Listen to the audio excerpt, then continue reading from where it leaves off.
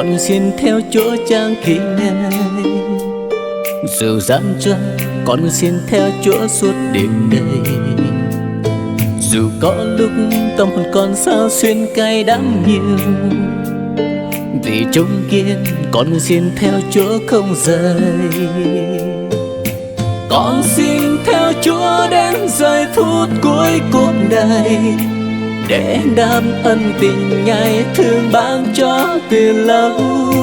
Con xin tha thiết thốt lên một lần nữa là con quyết luôn theo Ngài. Lại kêu Chúa sao Ngài không lên tiếng cho con vui. Đời ưu tư linh hồn con mong Chúa ban lời Ngài. Lại kêu Chúa sao Ngài yêu con đến như thế ư. Đành hy sinh nên thần lương nuôi sống muôn người. Con xin theo Chúa đến giây phút cuối cuộc đời, để đáp ân tình Ngài thương ban cho từ lâu. Con xin tha thiết thốt lên một lần nữa là con quyết luôn theo Ngài.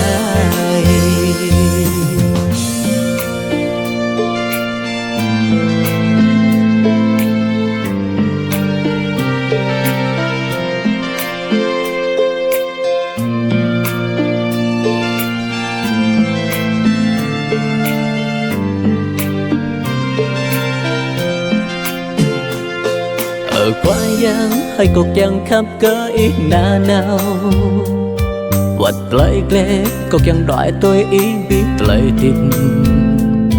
Vật đáp răng cho có bự bơ cây hăng rung răng, cầu ăn tóc chắc chẳng đòi tôi ý na nào. Cầu chẳng đòi tôi ý mang biết lời tiếp cầu, cảm vã gai lời nhu khắp lễ cỡ lâu. Biết rằng cho câu bơ nhập đi sao vắng, từng câu không đòi tôi ý. Ở qua giang như mì bù lại lẽ chẳng cầu mà, cầu chẳng lưng ở cầu y bờ lùm pran cho cầu. Ở qua giang như mì khắp câu rụp hăng nún lè, chẳng lời tim chỉ mình chém rong đã mơ người. Cậu chẳng đòi tôi ý mang biết lời tiếp cầu, chẳng vã lại lời nhu khắp lễ cỡ lâu. Biết rằng cho câu bao nhầm đi xa vắng, từng câu không đòi tôi ý. Cậu chẳng đòi tôi ý mang biết lời tiếp cầu, chẳng vã lại lời nhu khắp lễ cỡ lâu. Biết rằng cho câu bao nhầm đi xa vắng, từng câu không đòi tôi ý, từng câu không đòi tôi ý.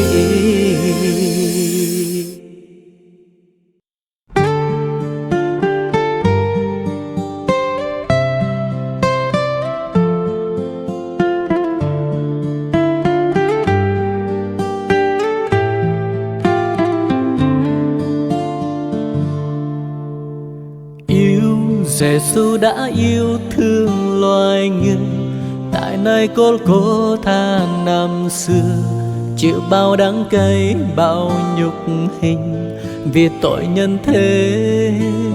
Yêu vì yêu thế nhân đang lậc lầm, tình yêu Chúa Cha ban Giê-xu chịu bao đớn đau trên thập tự, chết thay cho người. Ôi tình yêu Giê-xu rộng hơn biển khơi, đem tình yêu đem tin mừng cho thế nhân. Ôi vì yêu chúng sinh mà Thiên Chúa mang bao buồn đau, bao tội tình cho dương thế.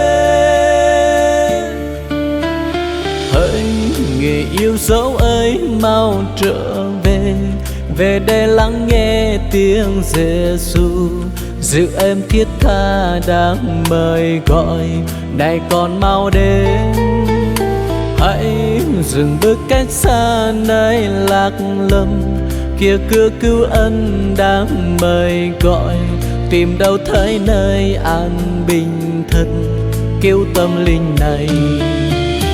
Anh về đây hỡi anh, quỳ bên Chúa Cha xin thần linh sáng soi đời này đổi thay. Giêsu yêu mến anh, Ngài luôn chở che tâm hồn anh, hãy mau về bên chân Chúa.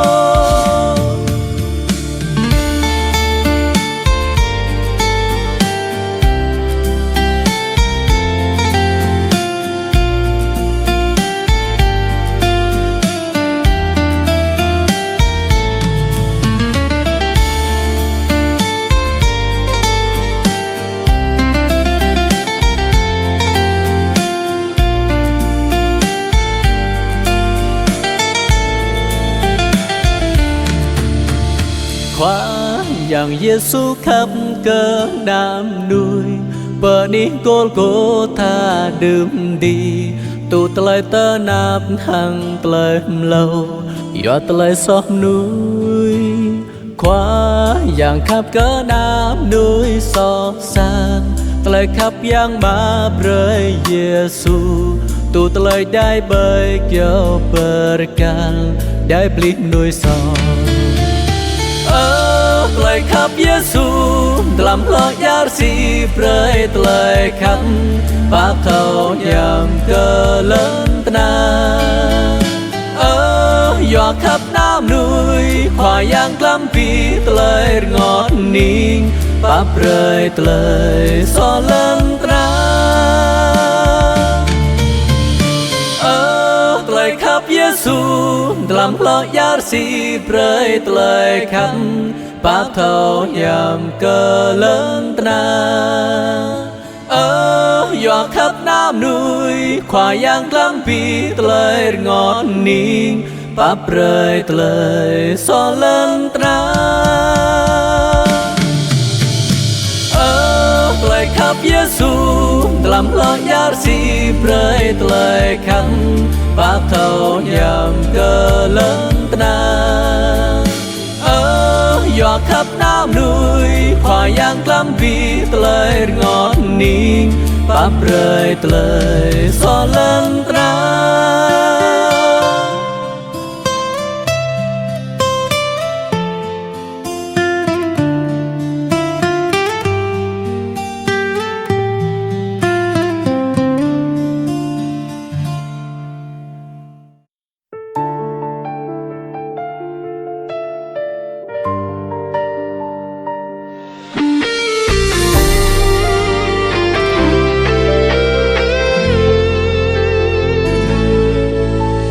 Chúa yêu thương đời con, Ngài đến thế gian lầm than, đã hy sinh vì con. Ngài cứu con ra khỏi tội lỗi, Chúa nhân từ làm sao. Ngài biết con đang khổ đau, đến nâng niu đời con, để con mãi sống trong Ngài. Ngài là Chúa đấng yêu thương đời con biết bao. Ngài là Chúa sống bên con từng giây phút này. Ngài là Chúa đấng chở che đời con mãi mãi. Ngài là Chúa đấng Chúa Cha toàn năng.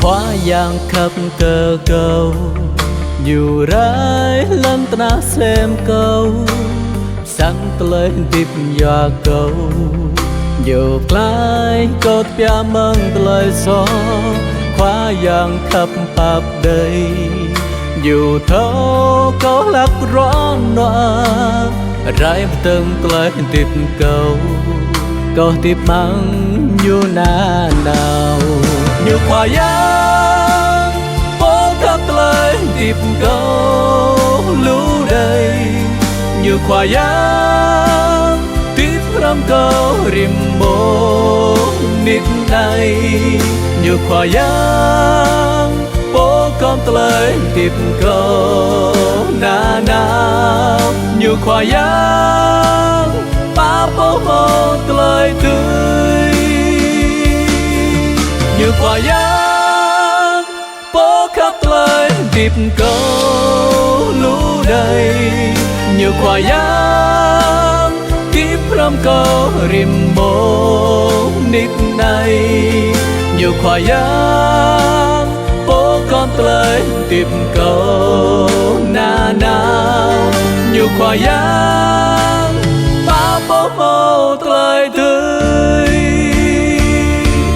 như khoa yang bố khắp tới điệp câu lũ đầy như khoa yang tiếp râm câu rìm bố nít này như khoa yang bố con tới điệp câu na nào như khoa yang ba bố mô tới tươi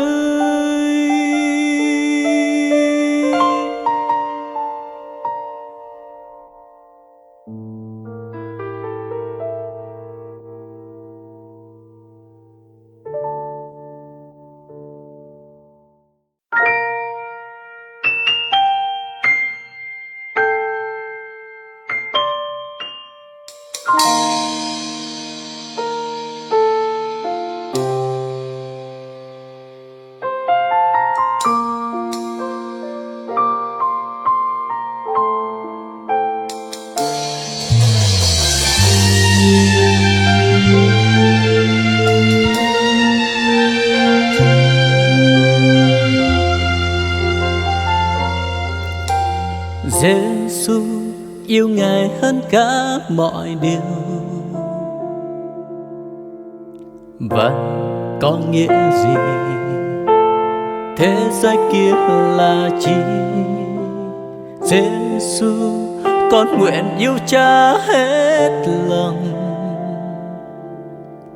sẽ không bao giờ để mất Ngài, sẽ không bao giờ xa rời Ngài. Giê-xu yêu Ngài hơn cả mọi điều. Và có nghĩa gì? Thế giới kia là chi? Giê-xu con nguyện yêu Cha hết lòng, sẽ không bao giờ để mất Ngài, sẽ không bao giờ xa rời Ngài. Tình yêu Chúa quá lớn, lớn lao hơn cả thiên đàng. Lòng thương xót cứu Chúa thấm sâu hơn biển hồ, và ân điển quý giá bao la hơn cả thế giới này. Sẽ không bao giờ để mất Ngài, sẽ không bao giờ xa rời Ngài. Giê-xu khắp yêu lao cớ bị nâng, bạn bù tu ya kết lên ra đại chi. Giê-xu khắp ý hang vi pran choa, có bu chẳng ngã ngã yêu, có bu chẳng đòi tai mừng y.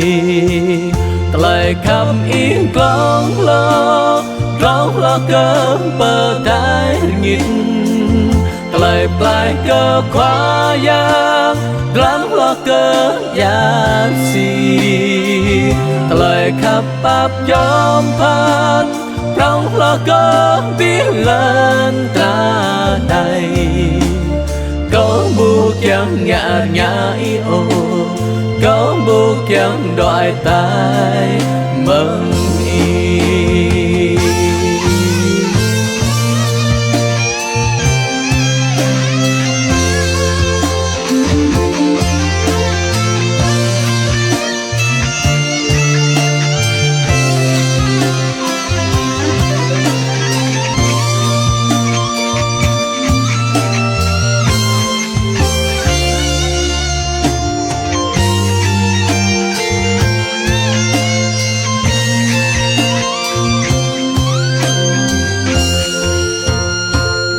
lời khắp ý gló lo cơ bờ tai nghịch lời plai cơ khóa giang lắm lo cơ giá si lời khắp bắp gióm phan rau lo cơ biết lên ra đây câu bu chẳng nhã nhã ô câu buộc chẳng đòi tai mừng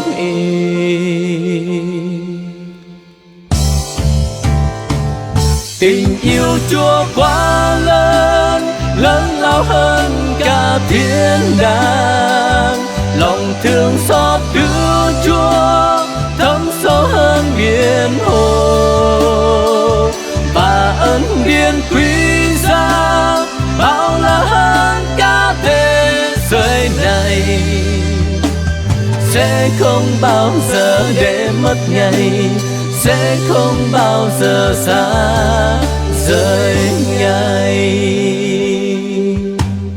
sẽ không bao giờ để mất ngày sẽ không bao giờ xa rời ngày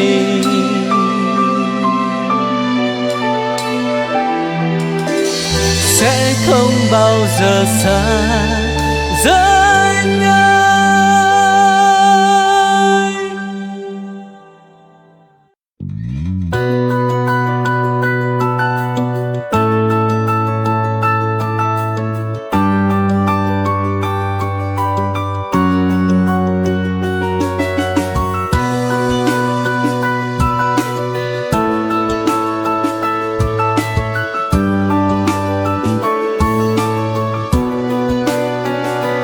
Từng ngày qua cuộc đời con sống mang bao lo buồn tiền tài bão công danh con có trong cuộc đời chỉ hư không đã bao lần Giêsu gọi con lòng cháy đã chẳng đáp tiếng Ngài vì tình yêu Giêsu vẫn chờ mong giờ này đây lòng con đã tiếp Chúa Giêsu rồi gửi vào tâm linh con thay đổi quan cai đời con hàng ngày vậy nào quên vào lòng yêu thương Giêsu dẫn dắt bước con đi và dùng con truyền rao Chúa tình yêu ngợi tùng Chúa đấng đã luôn vì nhân thế vinh quang Hallelujah cả khen danh Giêsu tình yêu Chúa chẳng phai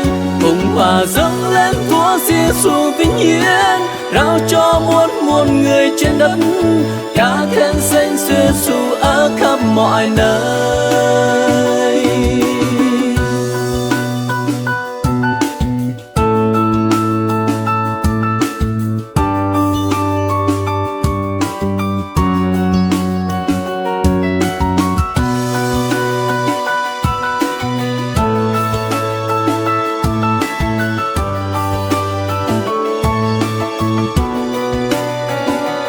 Rim lời cao telah kau to mang telah ngọt ni Brahma telah hình ang kau mau ra nai knang chim đôi đành lũ vật lệ Giêsu yêu kau bu kyang mơ sam nhu Tây khắp Giêsu ắt cả toàn câu ra này câu hô tu chung khóa yang Giêsu về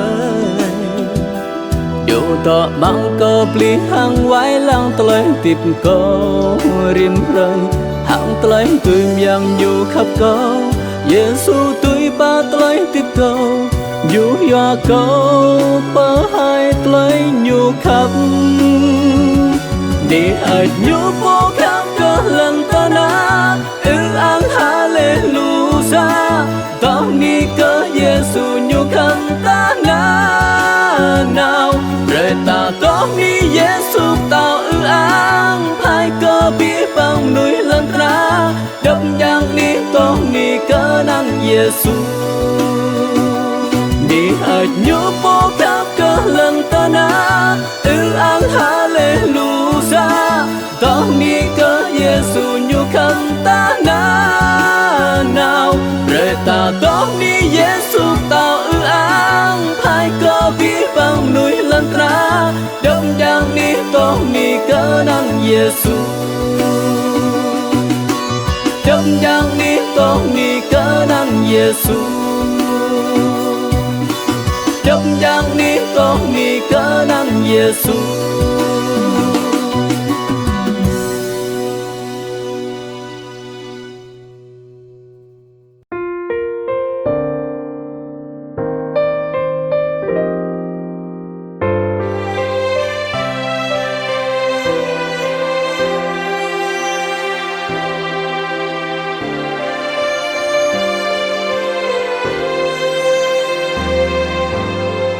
Chúa Thánh Linh ơi, con xin chào Chúa.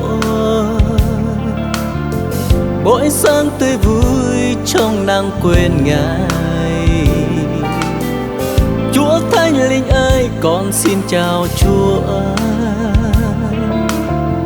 Hãy dẫn dắt con trong ngày hôm nay. Thần linh sự sống xin Ngài hãy đến. Xin ban cho con phước hạnh tươi mới. Thần linh quên nắng xin Ngài hãy đến. Xin ban cho con với năng quyền Cha. Ở giáo ngắt nham cầu cờ cùi mong ta nham bằng lời tươi. Ở gió ngắt nham cầu cờ cùi câu ý tắt ba câu mang rồi này qua yang telah di berkau ihrai be câu pha pre câu nhung nham ta prau qua yang telah tươi câu ihrai be câu pha pre câu băng tươi tươi mà.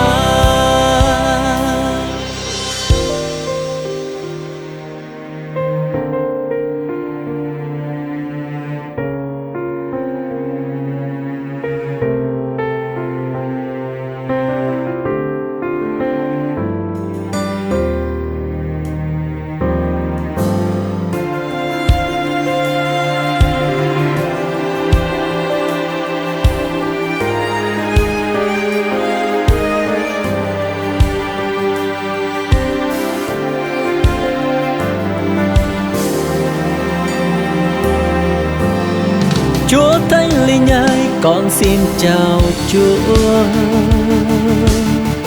Mỗi sáng tươi vui trong nắng quên Ngài.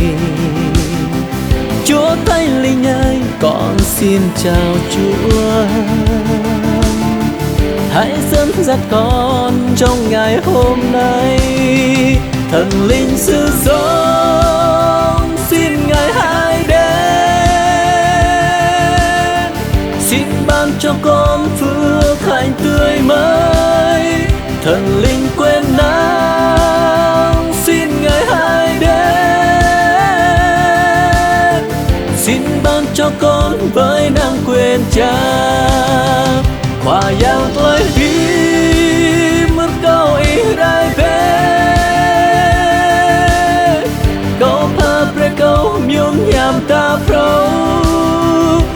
yang lời tươi đôi rai về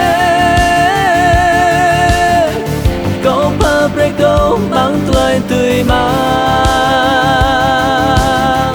câu pa bre câu mang lời tươi mà câu pa bre câu mang lời tươi mà.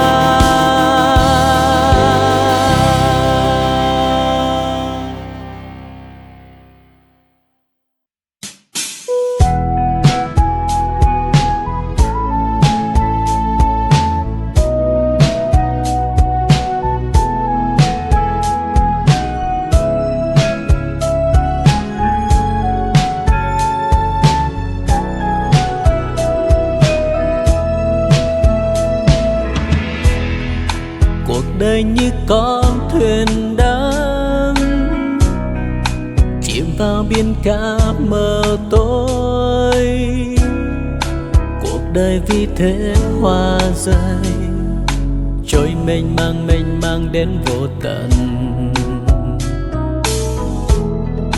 Còn chi vinh hoa bạn hỡi, còn chi cao sang trần thế, còn chi ý nghĩa cuộc sống nếu mất Giêsu trong đời anh. Ôi Giêsu yêu anh như chính Ngài, yêu anh không phút giây lìa xa. Trái tim này vỡ tan nếu mất Chúa Giêsu, khi đi có nghĩa chi vinh hoa như gió bay đi. Ôi Giêsu yêu anh không bên bờ, yêu anh không phút giây lìa xa. Hãy quay về với Cha, giao phó hết âu lo, Ngài luôn sẽ giang tay chờ đón anh. Ngài xóa hết trong anh mọi đớn đau, để anh sẽ thoa vui vì có Giêsu.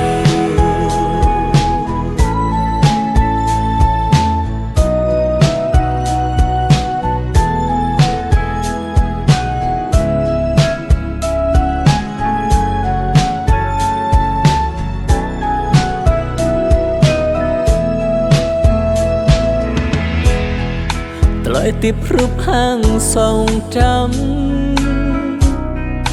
trộn mang ya rơ si tlang, lời tiếp cả hàng nhà ru par bedung đợi bu mô bơ đời ô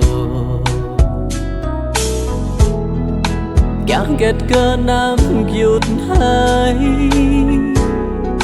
chẳng kết trong lần tờ na non kết chẳng plan lời tim các nhà hi Giêsu mang y. Giêsu khắp ý rút khắp vô hoa yang khắp ý buồn lùi ô tại bỏ ngày mong chạm ta các nhà Giêsu nhưng tôi lại tiếp này chính cái nam các hàng nghìn bữa đó. Giêsu khắp cơ ý na nào hoa yang khắp ý mù lùi ô rơi cài về bờ mà cho biết lòng nhất ý ta cần nhớ công krop ý na nào Giêsu vì mang tôi rõ nó ý tôi tiếp hấp mơ áp giờ mô Giêsu.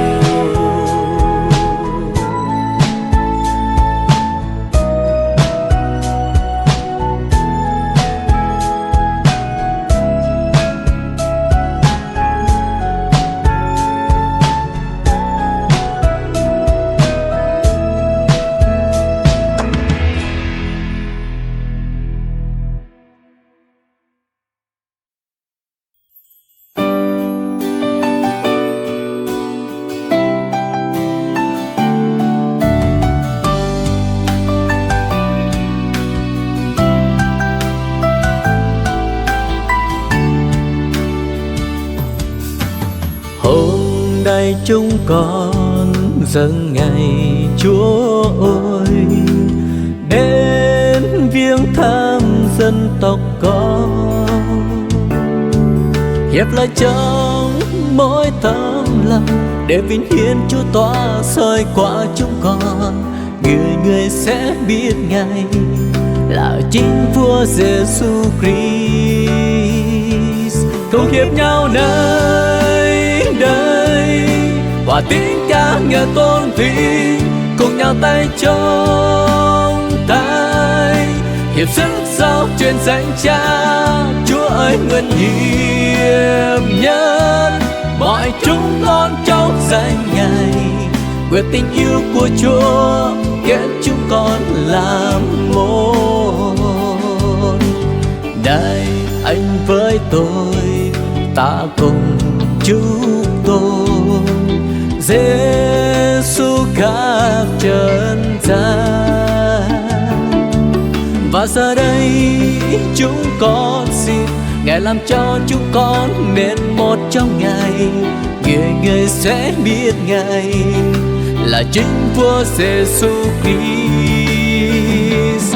Cùng hiệp nhau nơi đây hòa tiếng ca nghe tôn vinh, cùng nhau tay trong tay hiệp sức giao truyền danh Cha.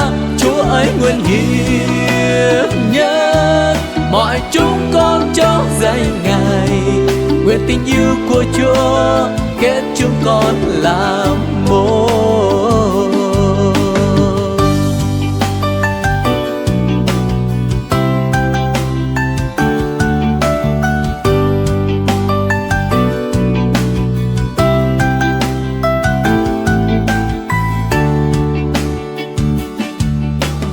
Rồi này mới biar keikwayan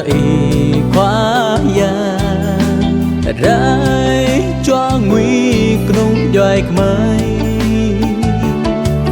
bị kmai plop rim pran cho yang ngã ang y bia mơ tiếp mây bị bằng chi thôi chỉ qua yang Giêsu Christ gặp ramponi này hàng tái tô cùng đi hơn bị bằng binh thang góp cầm ra rồi nằm qua giang ở qua giang phơn góp bình cớ mới mang đàn kỳ câu ta lại khắp y bơ góp bình mới chính xa gặp nằm qua đi này hàng tái tô cùng đi hơn bị bằng binh thang góp cầm ra rồi nằm qua giang ở khoang giang bờ góp bình cá mới mang đàn kỳ còn lại khắp y bờ góp bình mới chính xa còn lại khắp y bờ góp bình mới chính xa còn lại khắp y bờ góp bình mới chính xa.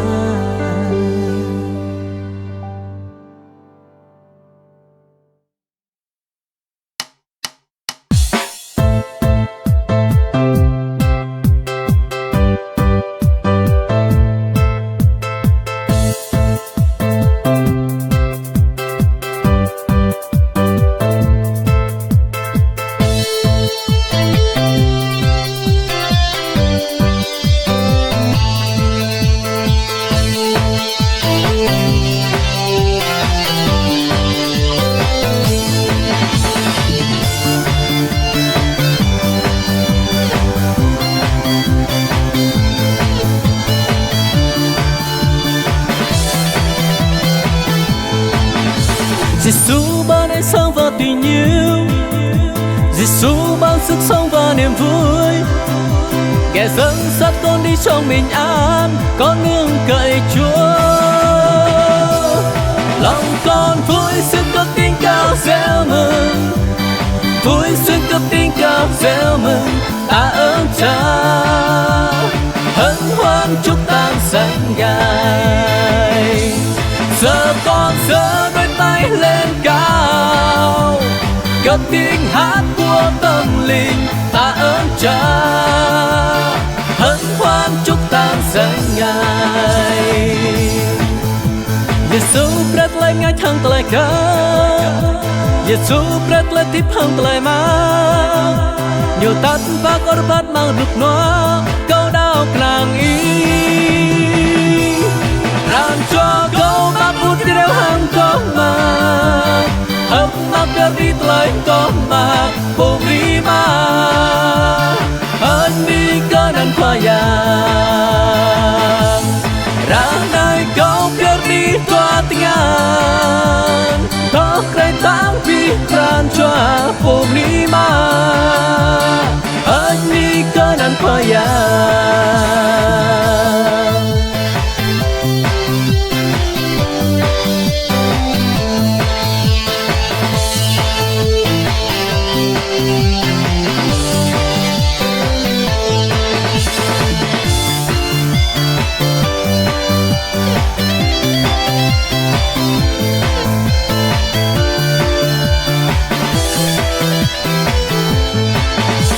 Giêsu ban ánh sáng và tình yêu, Giêsu ban sức sống và niềm vui.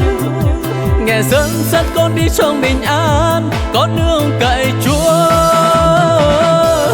Lòng con vui sức cất tiếng ca reo mừng, vui sức cất tiếng ca reo mừng. Ta ơn Cha, hân hoan chúc tan sánh Ngài. Giờ con giơ đôi tay lên cao, cất tiếng hát của tâm linh. Ta ơn Cha, hân hoan chúc tan danh Ngài. Giờ con giơ đôi tay lên cao, cất tiếng hát của tâm linh. Ta ơn Cha, hân hoan chúc tan danh Ngài.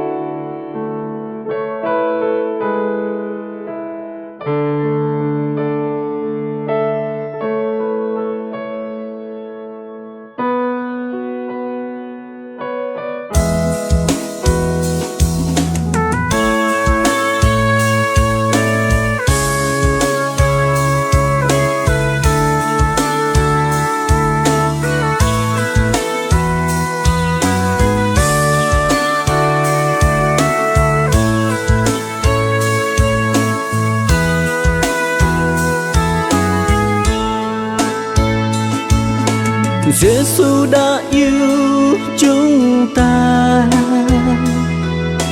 bằng lòng chịu sỉ nhục trên thập giá, thân mang đớn đau huyết Chúa tuôn tràn lan. Ngài chịu nhục hình chết vì ta. Hãy ca toàn dân Chúa sống trong thời này, hãy hằng truyền đạo lành cho người trong màn đêm. Mau mau cứu vớt những kẻ trong tội ô, đại cư Chúa đã trông chờ ta đi. Xưa Giêsu đã phán truyền, có nơi truyền tin lành khắp mọi nơi. Tôn cao danh Cha khắp nơi trong trần thế, để mọi người đều biết về Chúa. Hãy ca toàn dân Chúa sống trong thời này, hãy hằng truyền đạo lành cho người trong màn đêm. Mau mau cứu vớt những kẻ trong tội ô, đại hãy cứ Chúa đã trông chờ ta đi.